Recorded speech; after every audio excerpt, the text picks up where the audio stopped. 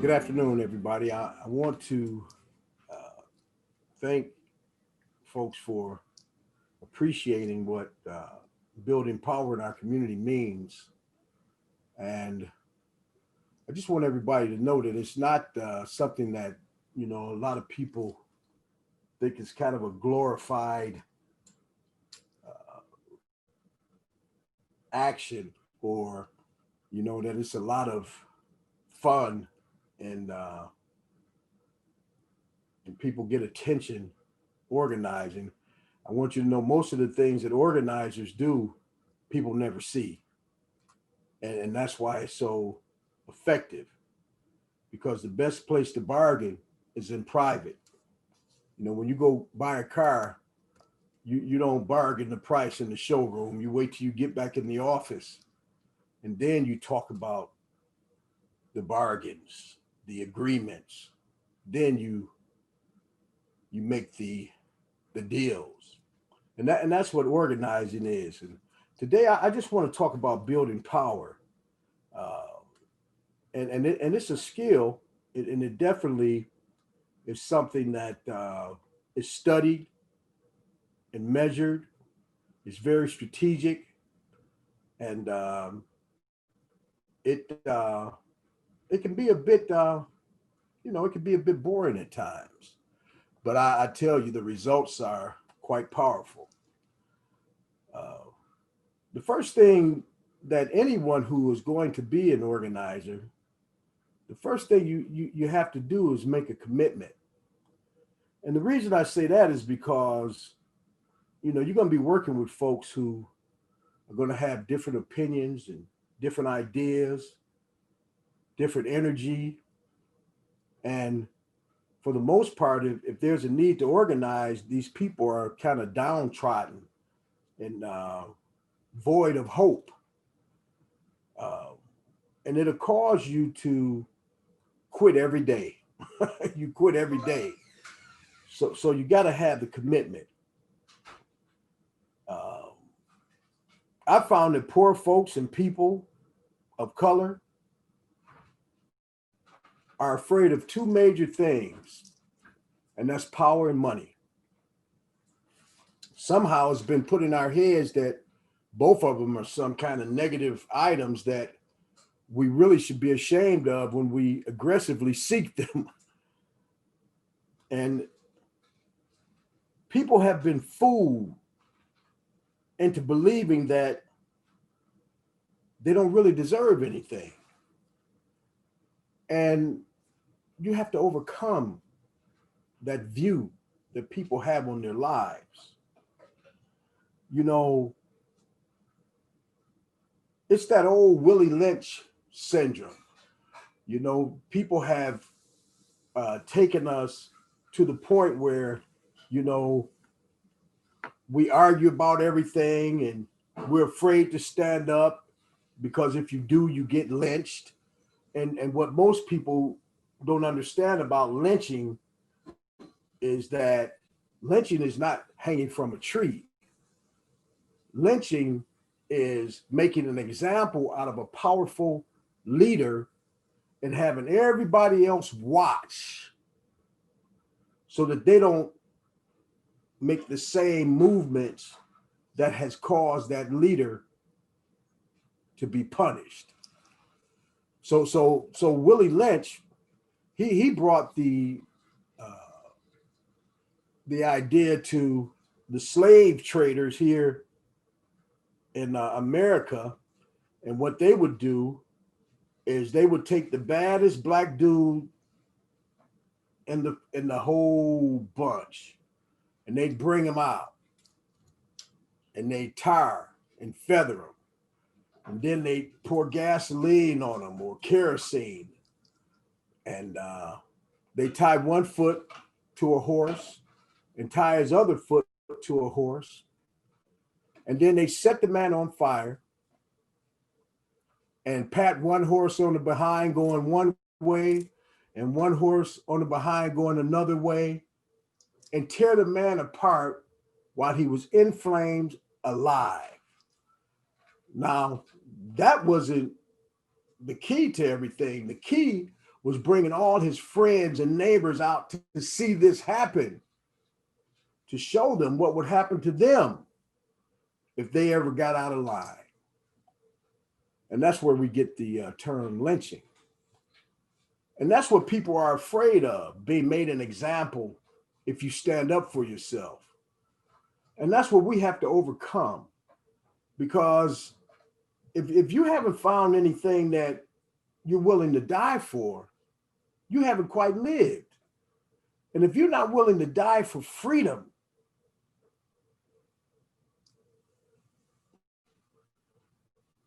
that means you're satisfied being enslaved. So we have this Willie Lynch syndrome where, you know, the slave master had us argue about everything. Who's short, who's tall, who's dark, who's bright, who's old, who's young, whose plantation was bigger, whose was smaller. We just argue about everything. And then he made sure that we loved him and hated one another. And that syndrome still exists in us today. And we're afraid to overcome it because it's a psychological method of subliminal suppression that we have not figured out quite yet. And that's what you have to overcome in organizing in our community. You have to overcome the self-hate that is apparent in our community. See, our community is in critical condition. You know, we're on a life support. We're in intensive care. We're on a breathing machine. It's code blue. It's code red in the community. You know, even here in Milwaukee, we have more killings than any time since they've been keeping the numbers. That's that Willie Lynch syndrome, and that's what you have to overcome.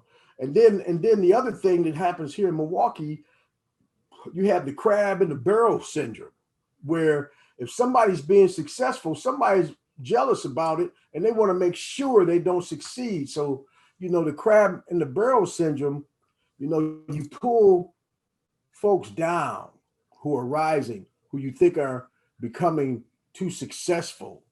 You know, we talk about them, and you know, and I think our attitude should be, you know, if we see someone successful, we ought to be thanking God for their success, and ought to know that if he can do it, so can we. But instead, you know, we want to pull them down. You know, you have to drag people to success. Yeah, I remember, you know, the old story that Harriet Tubman, I don't know if it's true or not, but when she was when she was freeing her folks, you know, she tell them, listen, you're gonna be free or die. And she pull a gun out on them and make them run to freedom. And that's almost what we have to do today.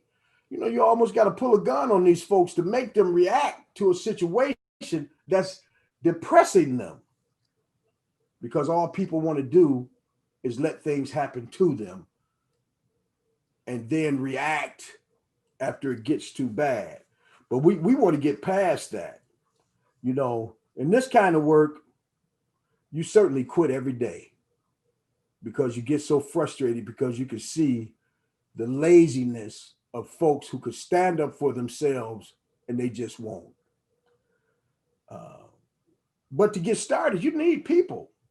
Now you got to have some people, and you got to kind of pick a bunch. You got to pick, you know, people who kind of have something in common so that you can start to build around them. And you know, we chose faith leaders. I'm the founder and president of Pastors United, and I'm also the executive director of Souls to the Polls. And I'm about to be the how can I say, founder and president of Building a BLOC. Because that whole idea came about because people really didn't want to vote for Kamala or Biden or Trump. And we had to find some way to get them excited about coming out and vote. I'm talking about the community. So we said, well, let's build for power. Let's build a BLOC. But that's something I'm going to talk about later. We have to convince people that they have the power right here in the community. You know, that's what this organizing and building power is all about. You have to convince folks who don't believe they have power that they do. But you have to have a vision. You know, folks, you just don't go out and just start getting people together and say, we're about to do this big thing. And you don't have a vision. You don't know where you're going. You have to see the end without really knowing how to get there. You just have to know that there's an end that you want to get to. And all the while, you never know how you're going to get there. And that's what the organizing really is having people have input so that you, along the way, you create these ideas, these circumstances, these actions, these events that take you to the end game that you've already had in your head. For us, it was getting out the vote. And you have to realize what your goals really are. You know, this is not luck. You have to really understand what kind of goals you want to have in organizing for power. You really do. And you must create hope for those who you are organizing. And so how do you do that? You have to understand how to create the illusion of power. You have to make them see, you know, man, if we do this, this is going to happen.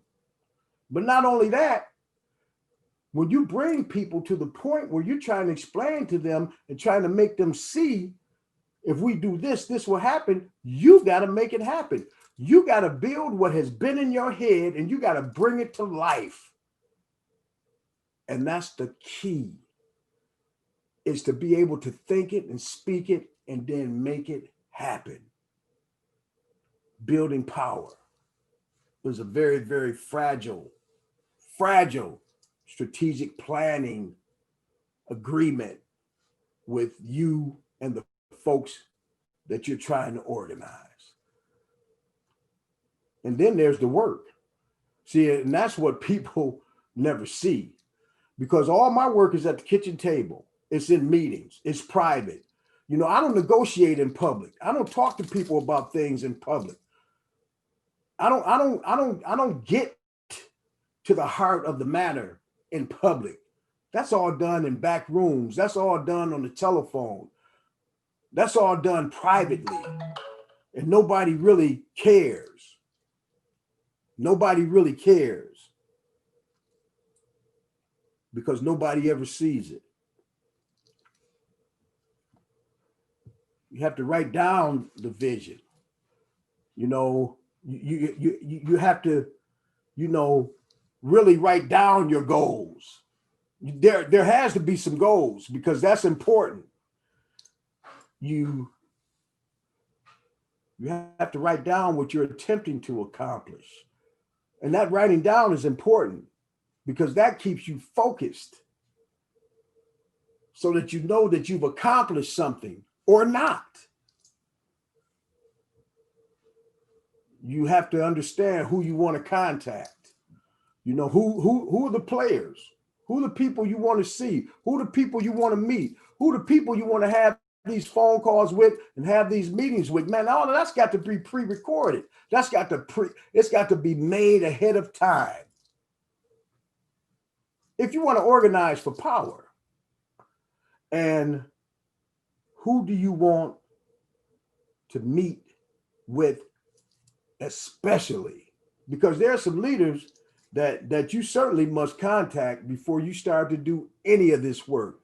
Because if you don't contact those leaders and they find out that you're around here trying to build power without them, you're going to have a problem. So you have to neutralize those things from the beginning in a community of folks who need your help. You still got these other situations, these petty situations of people who will be jealous and upset because you're doing work that they know should have been done in the first place. So you got to go to those people first and tell them, you say, hey, man, you know, this is what I want to do and I need your help. Now, some of these people, you know, are not going to raise a finger to help you, but you want to neutralize them right away so that they don't speak against you. And all you need is tacit support from them, because most of them live on these islands that they think they don't need anybody. And you're just part of what they perceive as the problem in the first place. And they probably don't expect you to do anything anyway.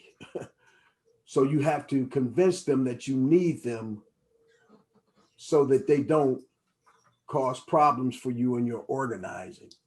That's very important, that you talk to leadership and people of influence right away.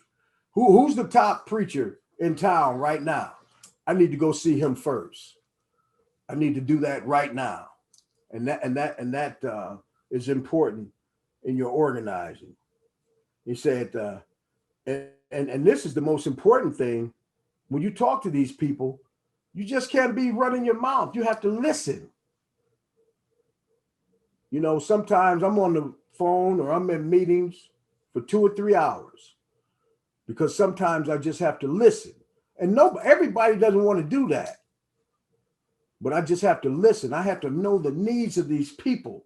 And I have to understand it to the point where it's a part of me, so that we make decisions about moving forward that certainly is conducive to the well-being of these people who you're trying to organize.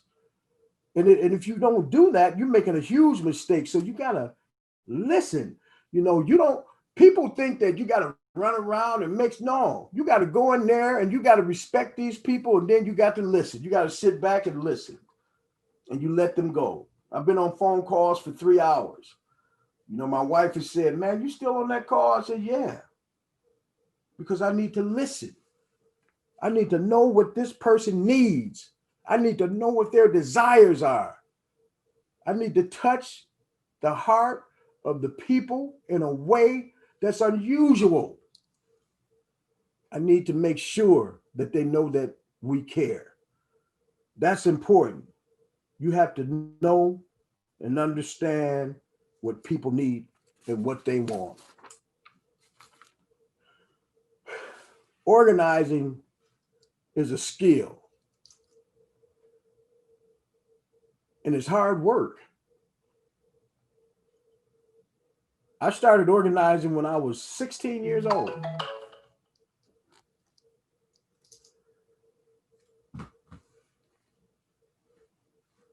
I was trained by one of the greatest organizers that ever lived, Saul Alinsky. And Saul Alinsky, if you don't know, you need to look it up, from the Industrial Areas Foundation.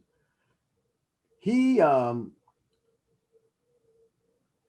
these people who he trained, and then they came and trained me. That's why I said I was trained by Saul Alinsky. They came and trained me when I was 16 years old. And we organized students when I was a junior in high school. And the organization was called the Organization of Concerned Students. And we organized, you know, Rufus King, Lincoln High School, West Division, North Division, Riverside, because we knew that we weren't getting all the resources that other folks in suburbs and other places were getting. And it was a student organization. We even had a convention That's when all this started. So it just doesn't start with you just waking up one day and say, hey man, I'm finna organize. Man, you have to be trained. You have to understand what this is all about, you know, and then, you know, I started working for the an organization called, let me get my notes here. The organization was called the Coalition for Peaceful Schools. We helped implement desegregation here in Milwaukee. That was big. You know, Lloyd Barbee got the money from suing the state, and he started this organization. And I was the communications director at the age of 21. You know, that was a serious training ground for me at age 21, just doing that kind of work with people who were heavy organizers here in Milwaukee. And I was a young fella. And then working with the Coalition to Save North Division with Howard Fuller, Dr. Howard Fuller, who was one of the, you know, the greatest organizers and educators of our time. And I've been organizing for 46 years. So none of this is like, you know, something that I just popped up and said, hey, I'm gonna be an organizer. I'm gonna start me an organization. It all came from experience, and that's what you have to have in this organizing, because if you don't, you'll get hurt, you know, and your feelings will be hurt because you won't be successful. Because if you don't understand the basics of building power, you'll get hurt. You'll be frustrated. You're going to get frustrated anyway because people are going to frustrate you. People are going to frustrate you. But that's the sacrifice you have to make in building power. And then I became the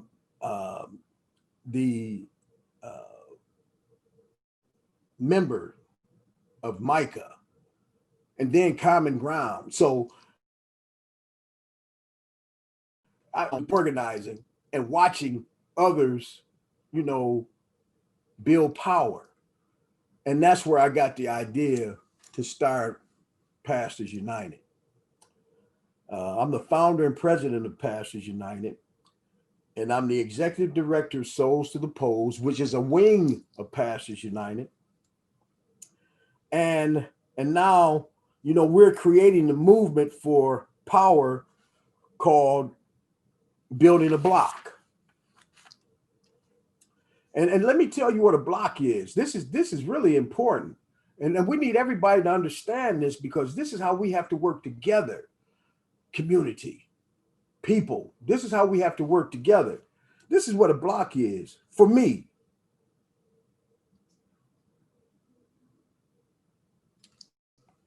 It's a communication, a conglomerate of people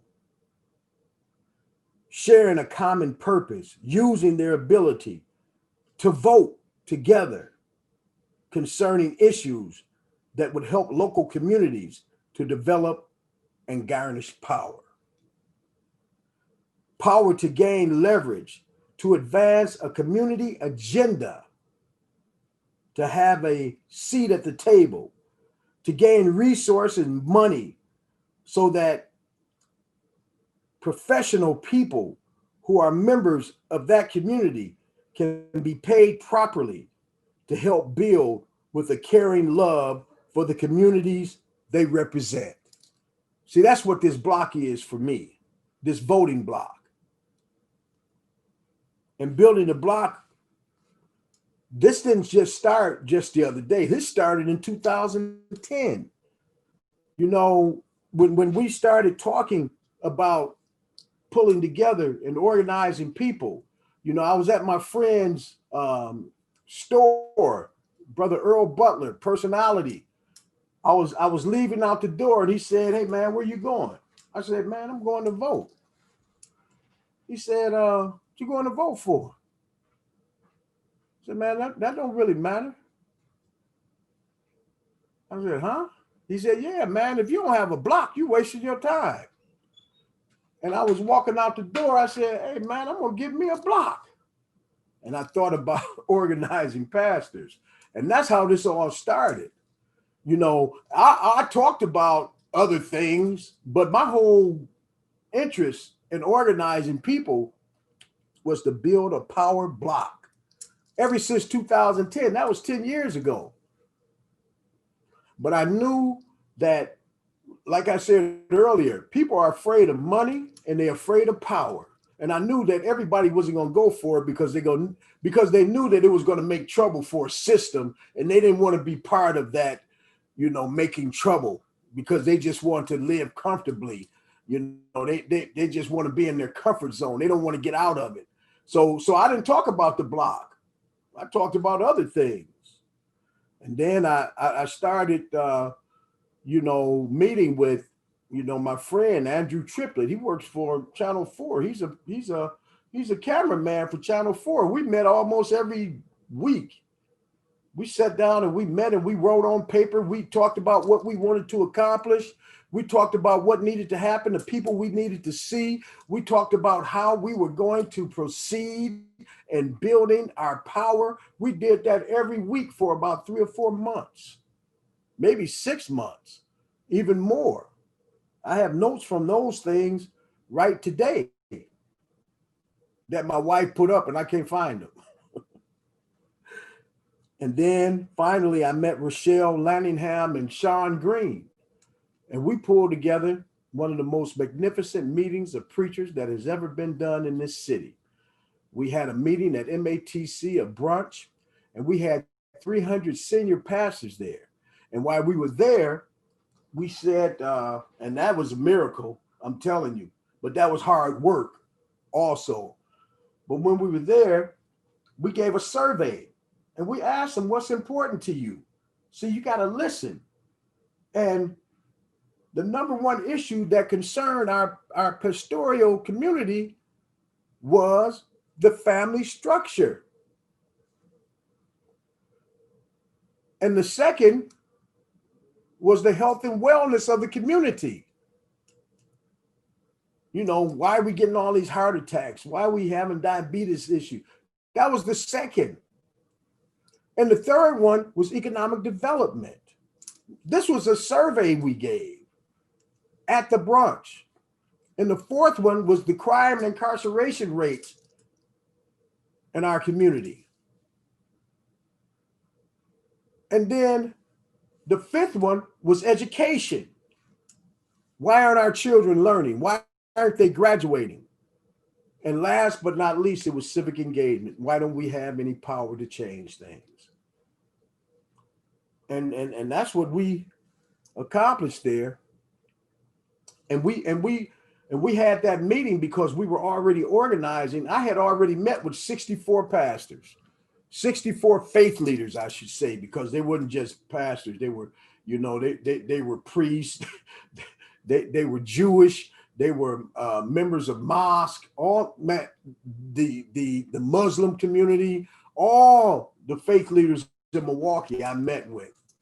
And I met Bruce Colburn, who was working for SEIU, and he asked me to organize pastors and faith leaders to get out the vote. And that's how that started all back then in 2012. The hours and hours of one-on-one sessions, just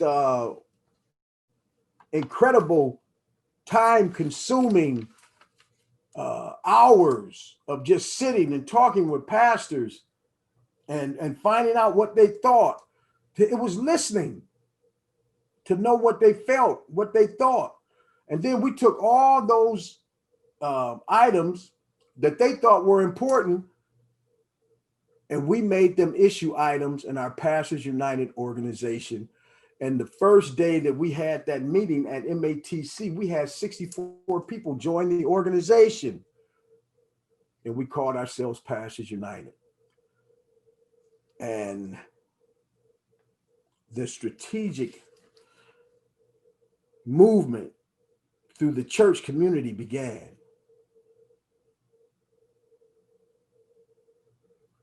But even then, we had to neutralize and eliminate objections and objectors. But I found out something, that when people work together, God certainly is right there with them.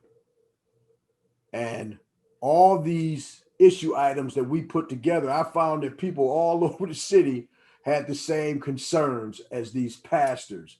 But the number one concern really tripped me out because it was family structure. And that just shows you the nature of the church community. The number one and the most important thing to these pastors was pulling our families back together. And that's what we started to work on. We started to talk about those things. And again, you visit the most powerful pastors and you visited faith leaders who were willing to work was the most important thing. The small churches who, they paying for their mortgages and paying for their heat and electric out of their Social Security. A lot of people think that churches are rich and got a whole lot of money, but that's just a few. Most of these churches are struggling. They're together because they love the Lord. They're paying for all their bills out of their own pockets, these pastors are. And that's what I found out. And that's why we pulled together, so we can help one another. So that was another reason to be together. And that's why we've been meeting for 7 years, every week. This is our 8th year, every week. Who does that? Meeting for our steering committee meets every week because we have something that we have to work on that is common to all of us. And you need that. And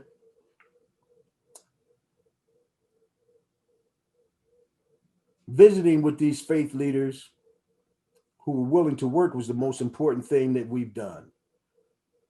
Because a lot of folks, they'll give you a whole lot of talk, but they won't do anything. But some of these leaders were willing to put their nose to the grindstone. They were white knucklers, ready to fight. And those are the ones we concentrated on.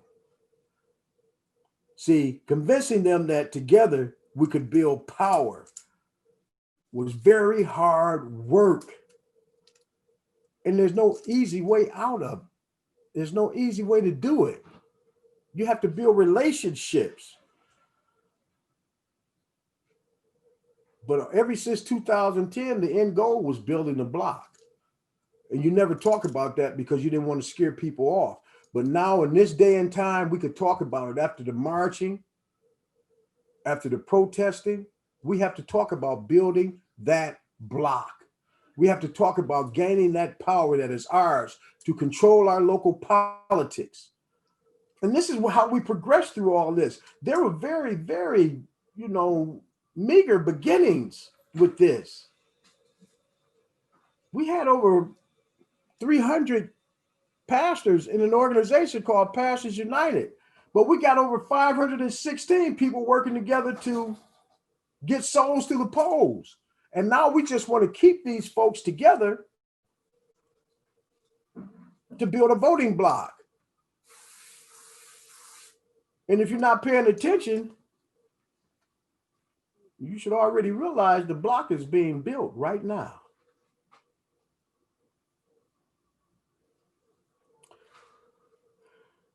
The end goal was always building a block. But timing is everything. And you just can't go blowing off steam, scaring people away, because people are scary and they don't like tension. But I think if you're on the side of God with tension, there's nothing wrong with it. We got to talk about family structure. We got to talk about health and wellness. We got to talk about economic development. We got to talk about crime and incarceration rate. We got to talk about education. We got to talk about civic engagement. And now we have to talk about building a block. We have to talk about controlling our local politics. But all of this,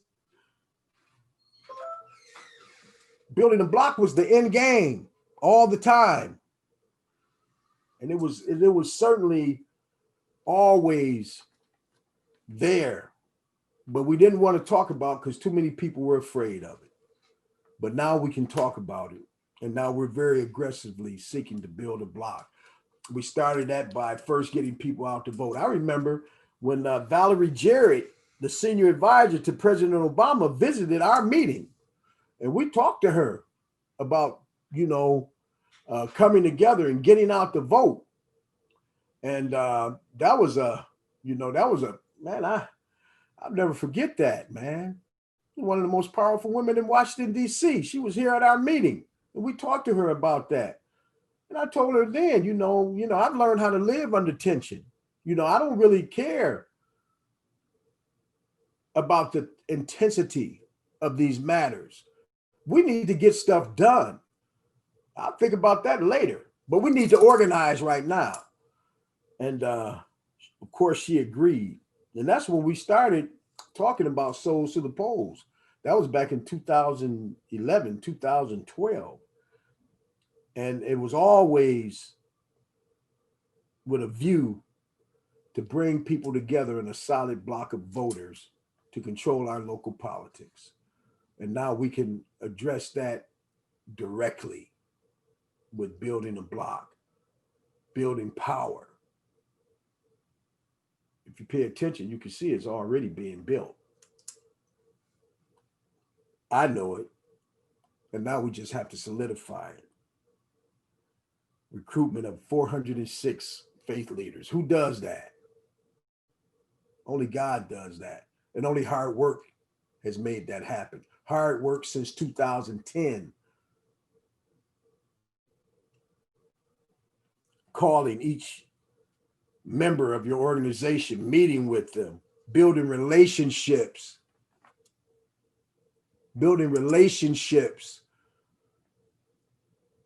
being on phones for hours, caring about them, letting them vent to you.